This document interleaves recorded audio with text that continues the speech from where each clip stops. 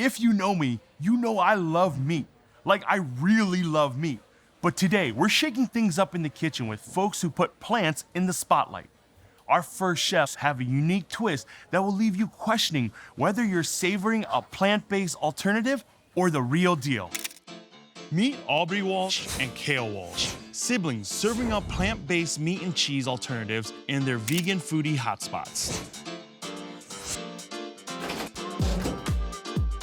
Kale, great to meet you. Good to meet you. Aubrey, nice to meet you. We're here in Hmong Village, man. I love it. I come here all the time, actually.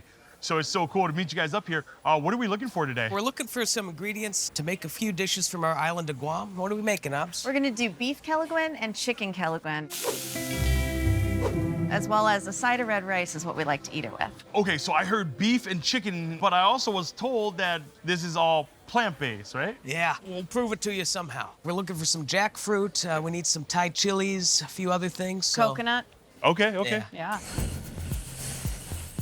I get inspiration at places like Hmong Village all the time. I see a just completely new way of making a dish that I've been trying to improve. We have a lot of experiences like that where we have to think so far outside of the box, coming at it from this crazy angle, and it works. And it's a blast, honestly. So first thing we need is jackfruit. It's gonna be the base of our Kelaguen, a few of our things. Down here looks like a good one. Yeah, so the jackfruit comes from Eastern Asia. They grow even bigger than this. They're known for their sort of stringy properties when they're still young and unripe. I was a stringing property once.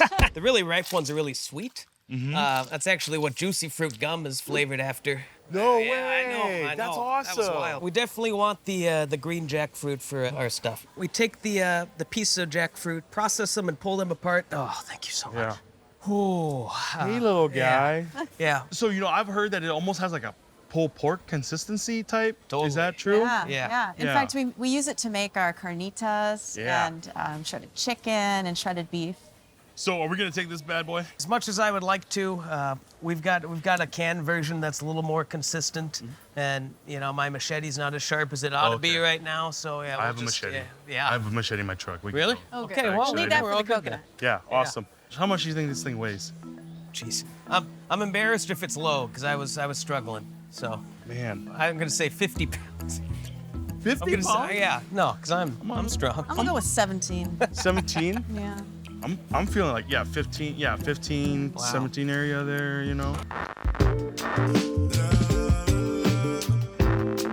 Guam's an island in the middle of the Northern Marianas, 40 miles long and 10 miles wide at the widest point, so it's so small. A lot of US military there, so it's an American territory. It's a paradise to us, and that's where we were both born. Kale was 6 months when we moved, and I was 13. So yeah, we need some Thai chilies for the finadeni. Does it go to anything else, Subs? Yep, it goes in the Kelaguen. You chop it up finely.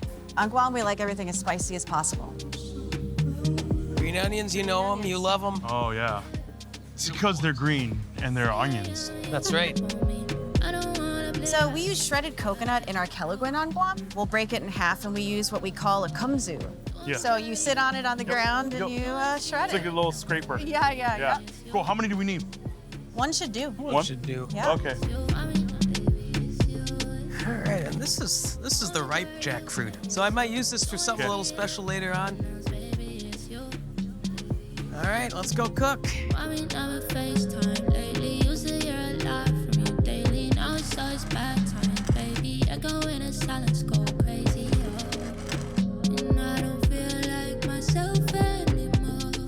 I'm gonna start by preparing the jackfruit for its saute. You can see how far it's come here. This is the ripe jackfruit, and this is young green jackfruit.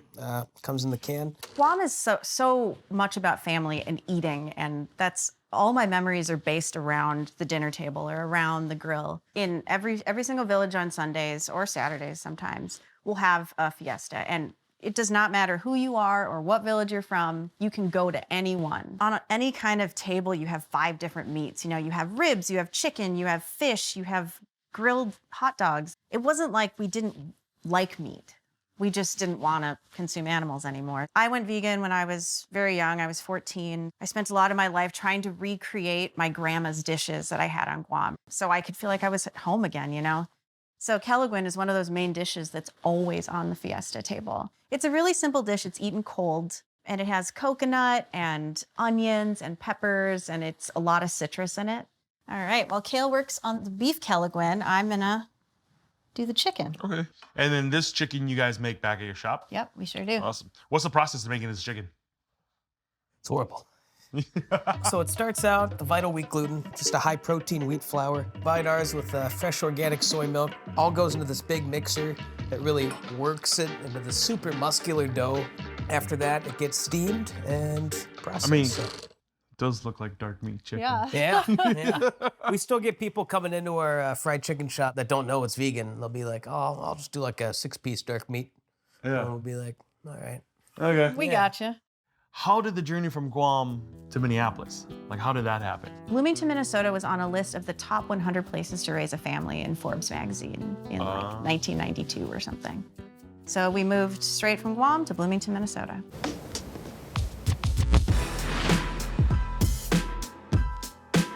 All right, I'll get started on the jackfruit. Could use some diced red onions if you don't mind. Oh, oui, chef. There you go.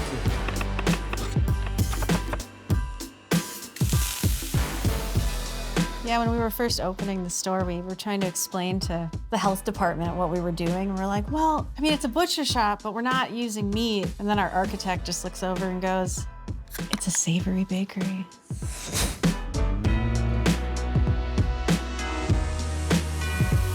Yeah, you want to cut up maybe like 6 peppers? Oh, throw them in there? Oui, chef.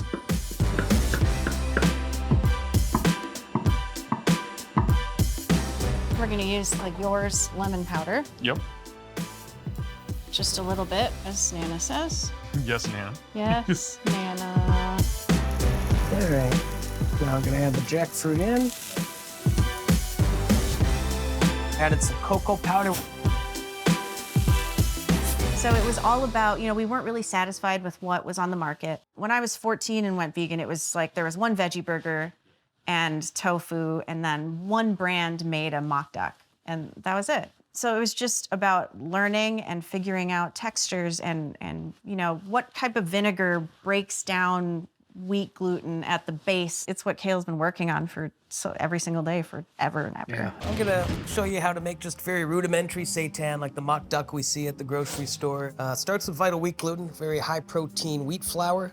Nutritional yeast just adds a savory backbone. So I'll just sprinkle a little bit of that. A little garlic powder, just cause. Put a little bit of soy sauce in this water. Add the water, soy sauce mixture to the vital wheat gluten mix. Ooh.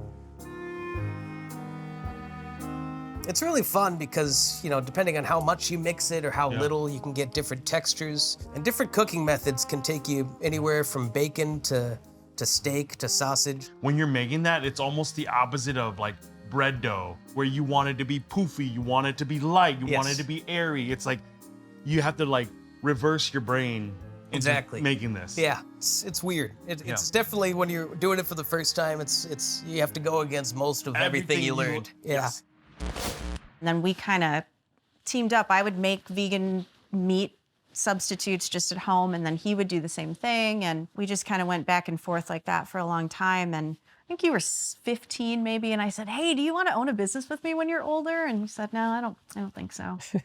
But, you know, I got him to later. Talk to me about the shops that you guys have. Well, we started at the Minneapolis Farmers Market. The butcher shop idea kind of was a joke for a while, and then we decided it actually might work because it's just weird enough. Got a meat case, cheese case. Got the sandwiches, yep. Guy Fieri's favorites. I'd eat it all day long. So we're gonna make a finadeni. It's a sauce that we put on everything on Guam. All it has is peppers, yours lemon powder, a little bit of water, some soy sauce, and yellow onion. And you just let it sit and marinate, and once the food's ready, the sauce is always ready to go. A lot of the flavors are a lot of vinegar, a lot of citrus, soy sauce, stuff like that. It's similar for what we use to marinate stuff that we grill, similar to what we're gonna put in Kelaguen today. Then it's almost coconut time. Oh yeah, coconut time. You're gonna be doing the coconut, right? If I'm going down there to do the coconut, I'm not coming back up. For us, it was always my Nana. Every single morning, I would come to her house and she would have the kumzu out and she'd be grating the coconut.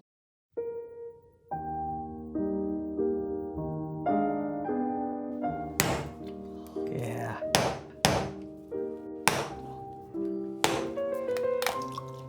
Yeah. There we go. It's a boy.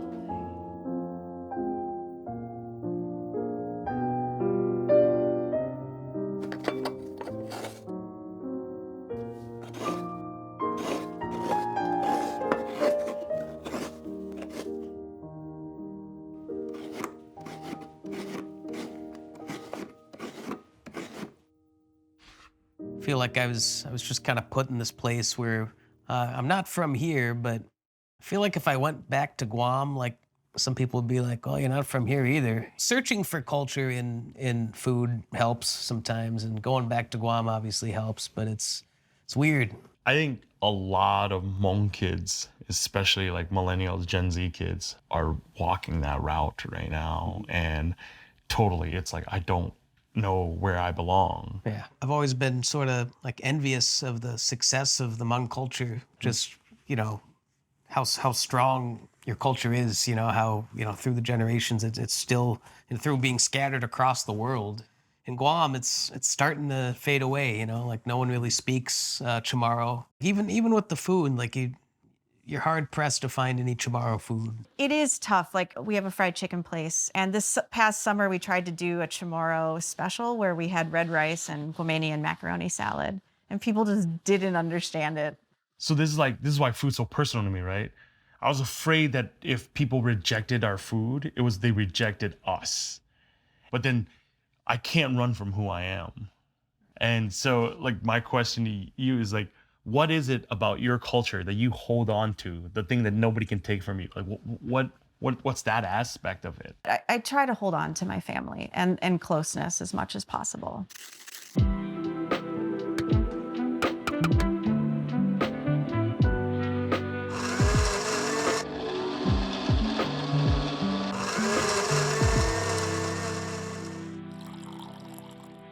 Little jackfruit daiquiri.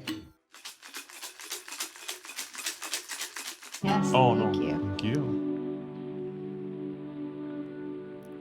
Oh, yeah. So good. Oh, yeah. Take me to the tropics. Here we go. Yeah, yep. Ooh, there's a certain way to do it. Well, in Guam, we eat everything with our hands. Oh, so absolutely. you just, At our house, too. you dump the finadeni all over everything. Okay, great.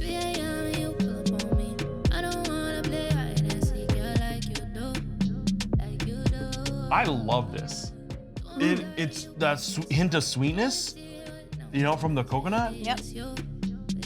Aubrey, Kale, I will be very honest. Like every time when, I think of the word vegan or anything that's like, meat alternative, first reaction is like, meh, we'll see. But you guys are starting to change my mind. Like coming in here and just, like I was just trying the chicken. I'm like, wow, this tastes just like chicken broth, or eating the jackfruit and saying, I have forgotten that was jackfruit, that it was just this big old green looking thing, Yeah.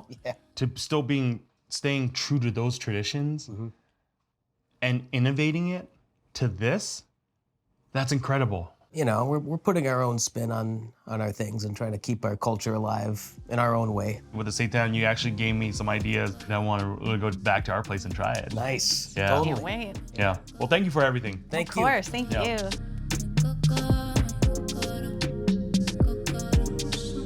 The work that Aubrey and Kale are doing with vegan meats and cheeses might seem like a modern marvel, but plant-based substitutes actually date back centuries. Evidence of soy-based tofu can be traced back to the Han Dynasty in China in 200 BC.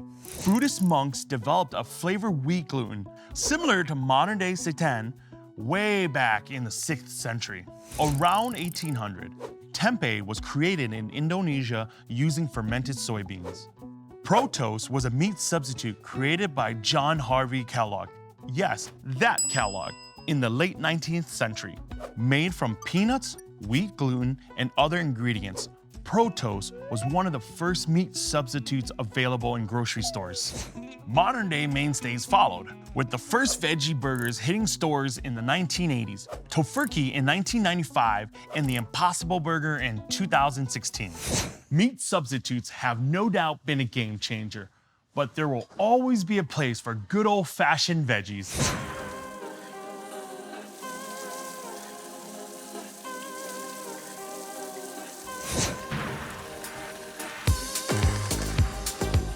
Meet Chef Kay Taylor and Mariam Omari, the dynamic duo behind Kay's revolutionary catering.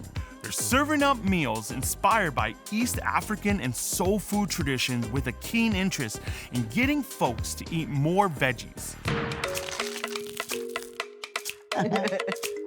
It's a collaboration. Yeah. Hey! I'm Yia. Kay, Chef Kay, nice to meet How are you. you? Give me the bowl. How you Nice to doing? meet I you, can taste Yia. my glove. So, what do we got today?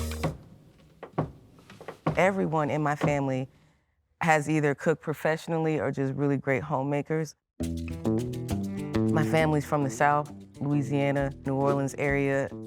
My mom definitely was the director, because her whole thing was, you are to get out of my house. And you will not live with me forever, and so you need to know how to take care of yourself. Cooking was part of that. Well, I'm a first generation Kenyan American. My dad was a musician. Kenyan immigrants would come here to visit. My dad would host them. So then we started cooking for more people, and we became my mom's little sous chefs, you know, around the house. We're gonna do two different styles of collards. One is like your traditional African-American version, but with no meat. Your favorite? Yeah. Vegetarian food? No meat. Not Cows even eat lamb? vegetables, I eat cows. So in a way, I eat vegetables. And then a Kenyan version, which gets like coconut milk and things like that. So it's gonna be good. Collard greens have been around since prehistoric times. One of the oldest members of the cabbage family, the greens were first noted near Greece, eventually making their way to Europe and Africa and beyond. The arrival of collard greens in America is tied to slavery. Enslaved people brought native plants, including collard greens, from Africa to Virginia, which they grew and harvested. So the difference between these two is that mine doesn't have garlic in it, Okay. and mine uses tomatoes and purple onion. Okay. How many cloves? Make it 5. We'll make it 5. that's Lots some of garlic. spirit. Yeah. You know what, Mariam? I Yes? just realized that yours didn't have garlic in it, and I don't think I ever knew that. Because it's my secret. Oh, Oh, the secret is not garlic. yeah. There's just something about prepping that just like makes my mind at ease. Yes. Yeah. It sounds really weird. It's you know? meditative. Boy. You guys are doing a really great job. Thank you. It's time to cut It's the greens. time to cut the greens. All right, come on. Dig in. Dig in. Growing up, what was your feelings towards collard greens? I always love greens. Me too. I've always loved greens. My mama's greens, forget yeah. about it. Oh, yeah. man. Yeah. I remember when I was a kid, I had to do them like this. And then Chef Kay came into my world and showed me this super fun way that I want her to show you. Okay. I just take my knife, the blade, and go down the stem of the collard. That's very interesting. Like for me, I was kind of the opposite. Growing up with Hmong mustard greens, I was always like, ugh. And I remember when I was at college and I came back home, it tastes different. Yep. She looked a little different, if you know what I mean. Yep. It's like we grew up together, but something happened over the And dang, you look good. something happened over the summer. Right. You know?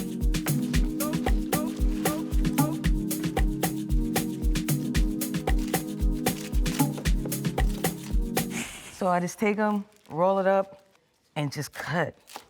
It's easy.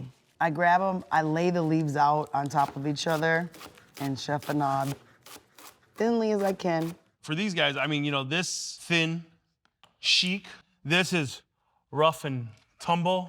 I think my first real, like, hard memory of greens and really appreciating them was as an adult when I was in Africa, just spending time with my mom and these other ladies that they taught me how to cut these greens specifically. Learning with them, laughing with them, having a good time, that really stuck to me. Would you consider what the food you guys are making as soul food? The fact that I have some soul in my heart to make this food I know that's for right. you that gives a damn is soul food to me. Yeah.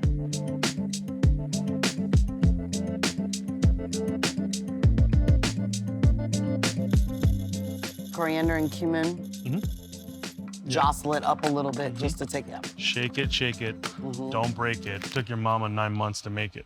Talk about it. Yeah. The really big thing that Kata has in common with my family that is nostalgic is that you can smell the food from around the block. Oh, yeah, look.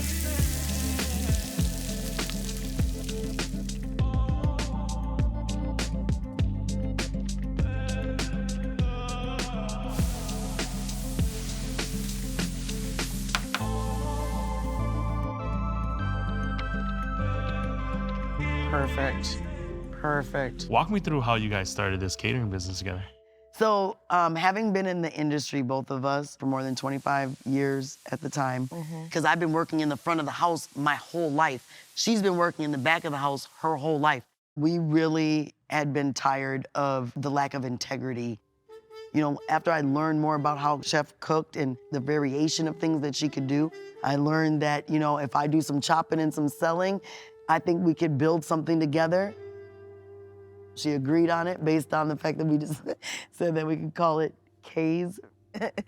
So you can smell that nice aroma. Like, just to change the idea behind, you know, real food that tastes great and it doesn't cost an arm and a leg.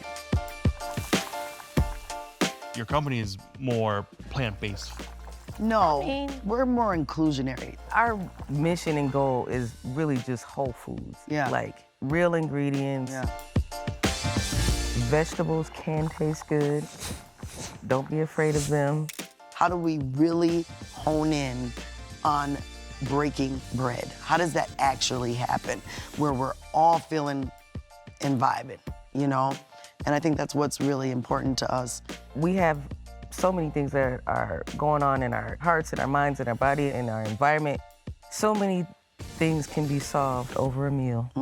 Yeah. Yeah, this would be amazing. You cut chunks of bacon in here. Anyways. Anyways. You gotta have your greens with the cornbread on the side and then everything else. The vegan cornbread.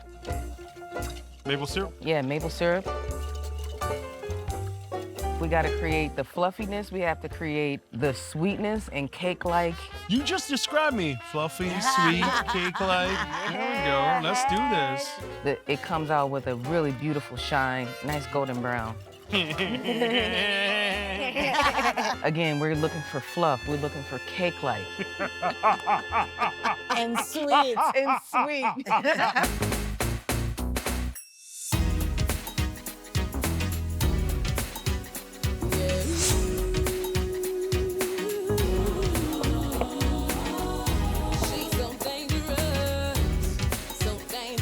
Here we are. Everything's done.